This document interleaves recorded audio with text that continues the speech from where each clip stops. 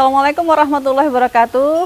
Sobat Banyu Biru Banyuwangi, saat ini saya Desi Alinda berada di kantor Kecamatan Singunjuru atas undangan Bapak Camat untuk bisa ngobrol-ngobrol bareng beliau yang saat ini sudah bersama saya. Selamat pagi Pak Camat. Selamat pagi Mbak. Pak Bambang Santosa. Selamat pagi. Mbak. Terima kasih atas undangannya pagi hari ini udah mengundang kita di kantor Kecamatan Singunjuru. Pak Bambang juga didampingi sama Pak Hari, salah satu staf beliau yang saat ini juga kita ajak ngobrol nanti, nggih. Ya. Dan sobat Banyu Biru Banyuwangi, kita simak saja bersama nanti obrolan kita bareng Bapak Bambang Santosa, Bapak Camat Kecamatan Singunjuru saat ini bersama Pak Hari. Pak Bambang, Inji. Di sini manggilnya Pak Bambang ya? Iya, Oke, Pak Bambang monggo memperkenalkan diri ke sobat Banyu Biru Banyuwangi. Selamat pagi, nama saya Bambang Santosa, yang sehari-hari dipanggil Pak Bambang ya. Saya berdinas untuk jadi PNS itu pertama kali ada di Dewan Penerangan. Setelah itu kami dimutasi ke KPU. Dari KPU waktu itu jadi Kasubag teknis dan sampai kami menjabat sebagai sekretaris KPU pada saat itu. Dan setelah itu selama kurang lebih 11 tahun di KPU kami dimutasi oleh Bupati ke DPRD, sekretaris DPRD selama 5 tahun. Dan setelah dari DPRD kami dimutasi lagi oleh Bupati ke Kecamatan Singunjuru sebagai Camat Singunjuru. Sampai sekarang mulai kapan menjabat di untuk kami di Singunjuru sejak November 2021. Pertama kali menjadi Pak Camat nih? Iya. Langsung di Singunjuru? Langsung di Singunjuru. Ya, tidak pernah merasakan kami sebagai kepala kelurahan, sekretaris kecamatan, tidak pernah. Kami langsung dari tugas kami selama menjadi PNS itu ada di bidang politik terus kan. Pak Bambang, pasti sepanjang karir jenengan ini kan yang paling banyak menerima tantangan sebagai pejabat ini di bagian mana nih? Waktu itu ada di KPU Mbak, malah itu ya? Di KPU ya, karena waktu itu kan kita langsung berurusan dengan partai politik, dengan calon-calon legislatif dan calon bupati dan wakil bupati waktu itu. Jadi tantangannya di lebih besar di KPU. Di mana tuh letak tantangannya? Ya, karena kalau kita salah dalam hal penentuan pencalonan bupati dan wakil bupati, bahkan sampai ke anggaran itu risikonya sangat besar sekali Mbak. Kalau kita terkait dengan pencalekan dan pencalonan, kita nanti akan berhadapan dengan yang kalah biasanya Mbak. Yang kalah akan ada gugatan-gugatan. Terkait dengan anggaran juga seperti itu. Apabila kita ada kesalahan juga kita akan berhadapan dengan aparat penegak hukum. Pak Bambang, selama di Singunjuru, di Kecamatan Singunjuru ini ada tantangan tersendiri enggak? Alhamdulillah di Singunjuru ini saya pernah masuk kan di sini dulu tahun 93 sampai dengan 2003 dan masih bertemu dengan teman-teman yang dulu pernah ya satu kantor ya dengan saya di Singunjuru, dan nampaknya ya sudah tidak asing lagi ya pekerjaannya, ya sudah bisa disupport dari teman-teman yang ada di kecamatan ini. Salah satunya Pak Hari. Salah satunya Pak Hari. Jadi. Salah satunya Pak Hari. Nggih, monggo Pak Hari memperkenalkan diri. Pak Hari. Terima kasih Mbak. Assalamualaikum warahmatullahi wabarakatuh. Perkenalkan saya Hari, staf Kecamatan Singunjuru, Kasih PMK. Sejak Januari 2017 sampai saat ini alhamdulillah masih sehat. Ya, membantu Pak Camat karena perlu mensupport apapun yang terjadi, pimpinan harus kita support, termasuk menyiapkan data, monitoring sesuai dengan tupoksinya, termasuk kegiatan fisik, perencanaan APBDes, verifikasi APBDes, dan seterusnya sampai pelaksanaan, memantau dan monep pelaksanaannya. Nah, ini tupoksi kami. Pak Hari, sejak menjadi stafnya Pak Bambang, bagaimana rasanya? Ya, makin adem aja. Karena beliau ini luar biasa, karena seperti bapak saya sendiri, jadi ikatan batin itu terasa betul. Jadi kayak nggak ada gap, ngobrol ya biasa seperti ayah saya sendiri. Karena juga namanya pimpinan itu memang beda-beda, tapi ini saya rasakan ini curhatnya apa ya, bisa nyambung terus. Ya, jadi nggak ada yang ditutup-tutupi lah. Kalau saya nanya ya dijawab. Beliau nanya saya. Tidak terlalu formal. Insya Allah. Tidak terlalu formal. Iya, tidak terlalu formal lah. Biasa. Pakai kantor, iya, pakai HP biasa, sekali. kayak teman biasa. Ya namanya staf bawahan ya pasti harus menjaga diri lah. Enggak semaunya. Kita harus bisa menempatkan diri, tahu diri itu, Mbak. Pak Bambang, Singojuru ini meliputi berapa desa? Singojuru ada 11 desa, Mbak. Ya, 11 desa, nggih. Desa Singojuru sebagai ibu kota Kecamatan Singojuru, Desa Lemapang Kulon, Desa Benelang Kidul, Desa Gumire, Desa Kemiri, Singolatren, Desa Padang, Desa Sumber Baru, dan Desa Kemiri. Nggih. Ada lagi Gambor. Oh ya, Gambor. Di antara 11 desa ini yang menurut Pak Bambang yang menjadi perhatian khusus Kecamatan Singojuru? Nggih. Kalau sebenarnya semua desa hampir sama ya, Mbak, rata-rata, karena apa namanya sekarang ini kan pemerintah pusat, pemerintah provinsi dan kabupaten mensupport semua anggaran itu semua sama, Mbak. Ya, tinggal apa namanya tergantung luas dan jumlah penduduknya. Saya kira sama semua, semua, dan apa namanya tidak ada yang terlalu terlalu wah atau terlalu rendah, enggak, sama rata di Singojuru itu. Tantangan tersendiri di beberapa desa mana nih? Ya, kalau tantangan saya kira apa namanya Mapang ini, Mbak, ya Lemapang Kulon ini, Lemapang Kulon apa namanya apa namanya karena hampir beliau hampir selesai kan tugas sebagai kepala desa, ya agak mengurangi kadang ya kinerjanya. Iya betul, jadi kami kadang-kadang langsung ke sekdes gitu untuk menghubungi Pak Kadernya, kadang-kadang jarang bisa dihubungi. Iya, karena mungkin ya faktor tadi itu sudah hampir selesai masa jabatannya itu.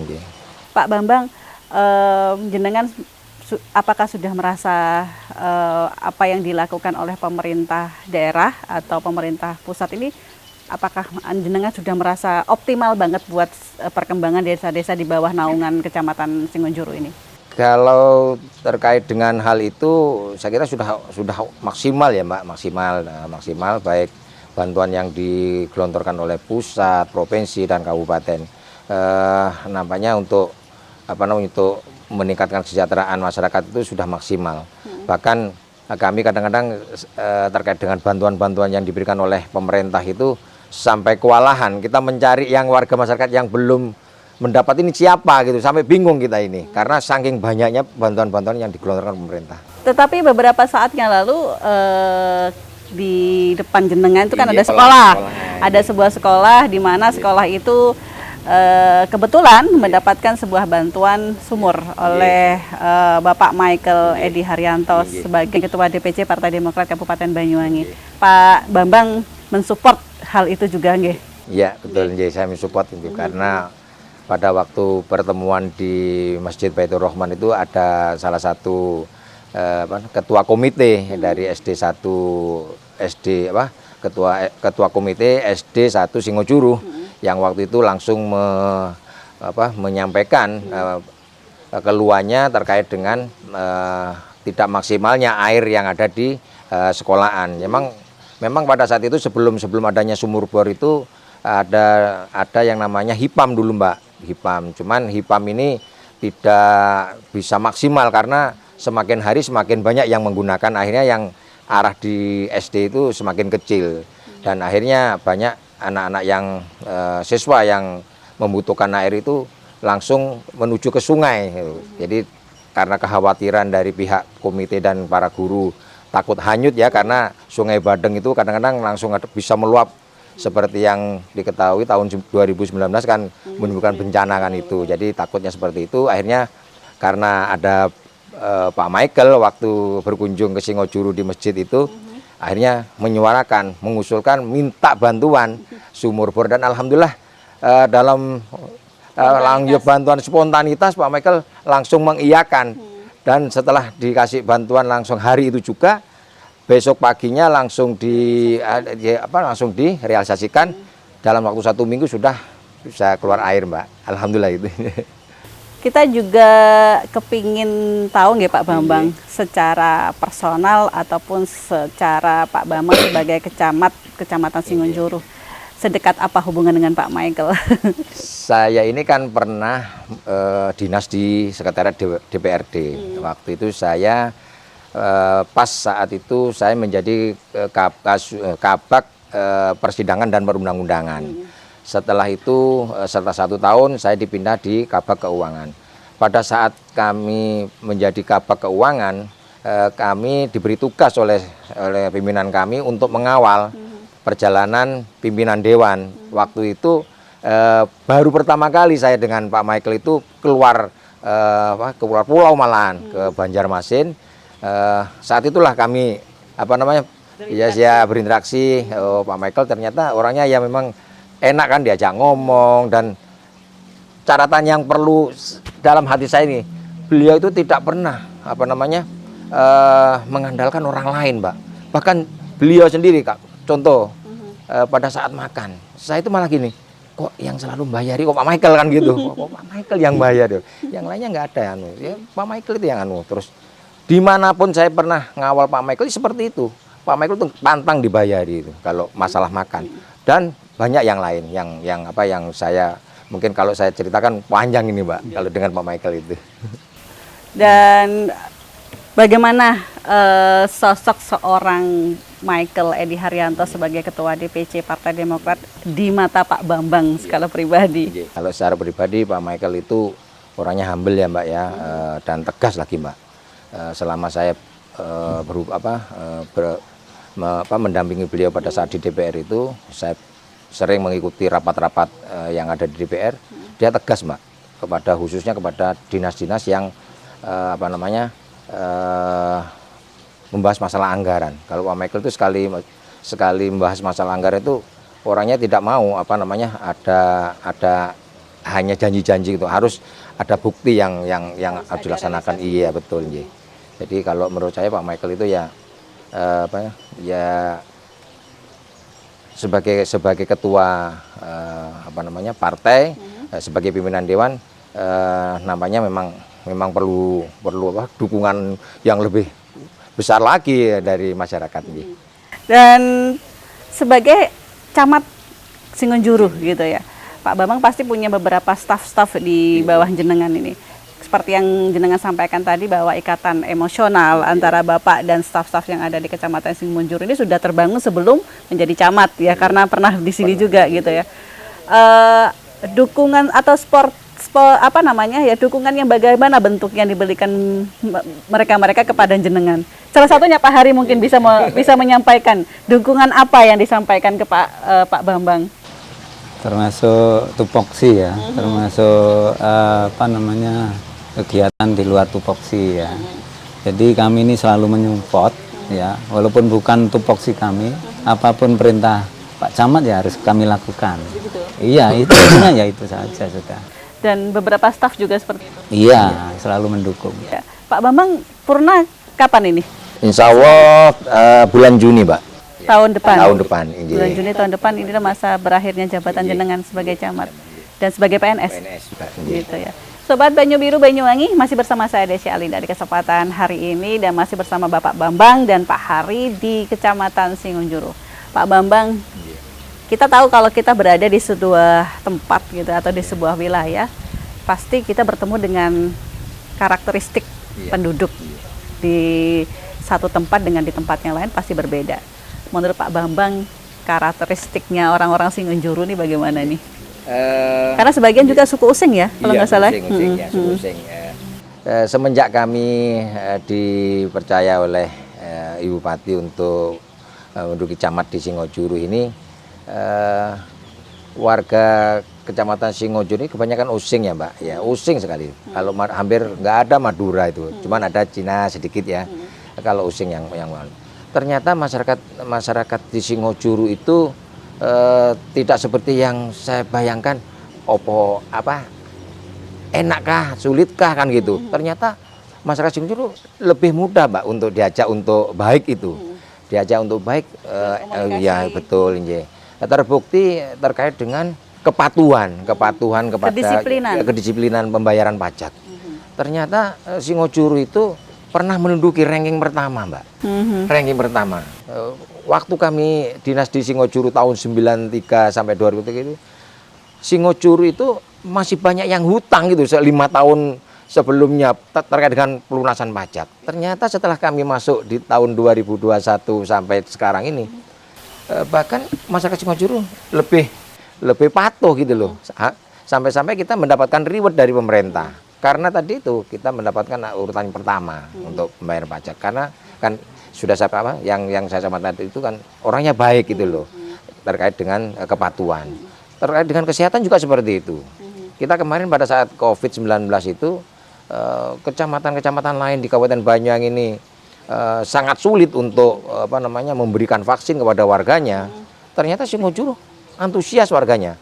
Sampai-sampai kita dapat urutan yang pertama 70% untuk penanganan COVID-19. Itu kami dapat penghargaan dari Bupati.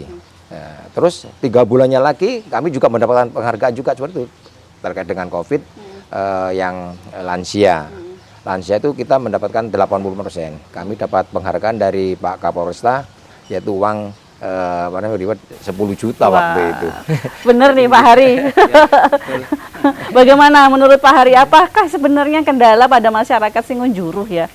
Seperti yang Pak Bambang tadi sampaikan ya, Pak Bambang Santoso tadi menyampaikan bahwa sebelum-sebelumnya beliau menjabat itu masyarakat Singojuru bandel-bandel bayar pajak, tapi setelah beliau menjabat kayaknya lebih antusias. Kira-kira faktornya apa ini Pak Hari? Ya mungkin ya, hanya mungkin ya, karena ini kan nggak ada penelitian ya. Menurut saya ya karena kebawa suasana batin pimpinan, terutama kedekatan terutama Pak Camat. Ya beliau kan mengajak itu kan tidak memaksa, jadi selalu pendekatan sedemikian rupa.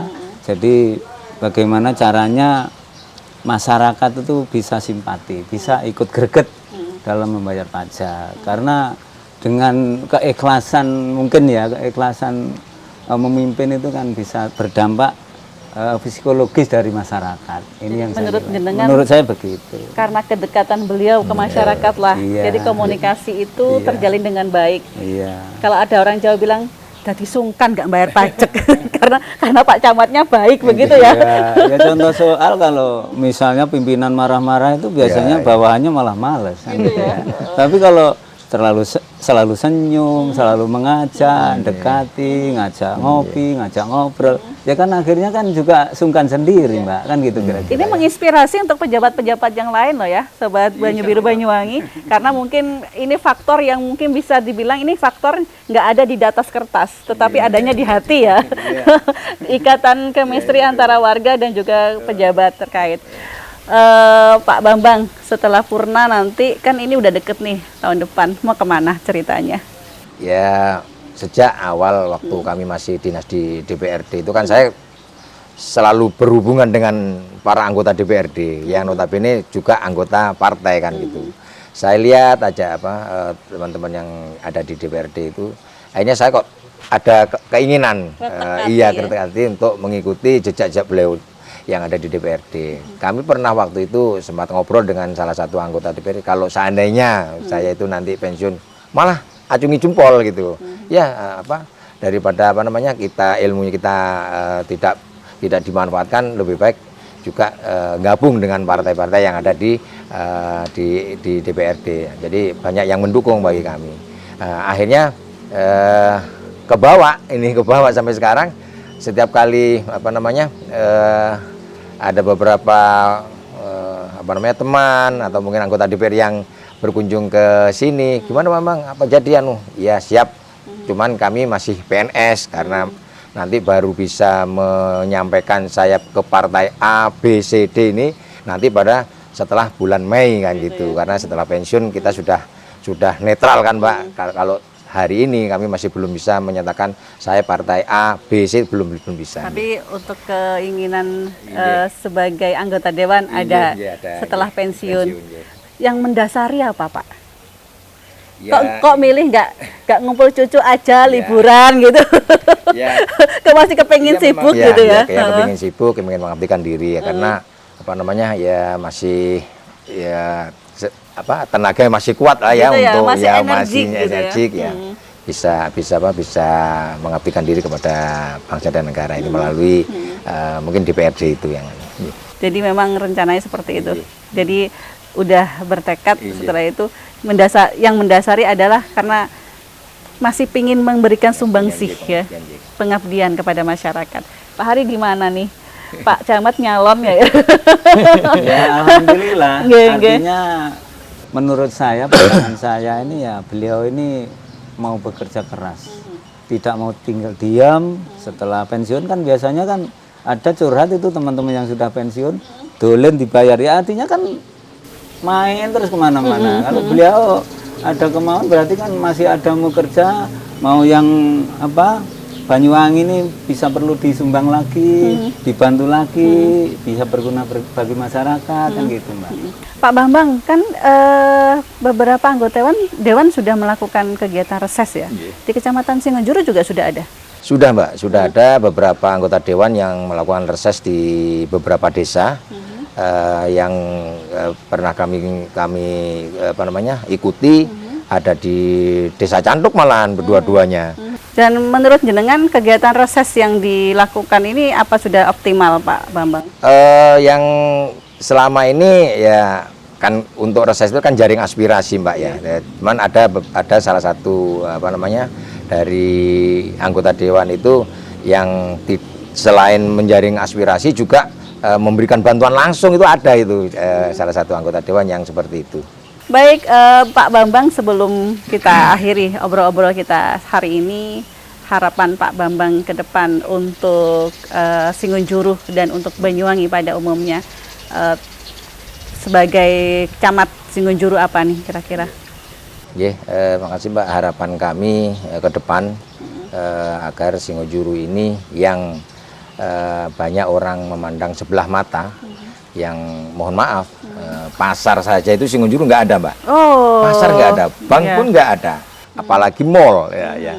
Jadi mohon kiranya pemangku-pemangku kebijakan yang ada di kabupaten, provinsi dan pusat mungkin agar segera dalam waktu yang tidak terlalu lama lah merealisasikan keinginan warga masyarakat Singonjuru ini adanya pasar. Selama ini belanjanya di Rego Jambi pasar, ya? Iya, pasar di Rego Jambi dan di Gendoh Mbak.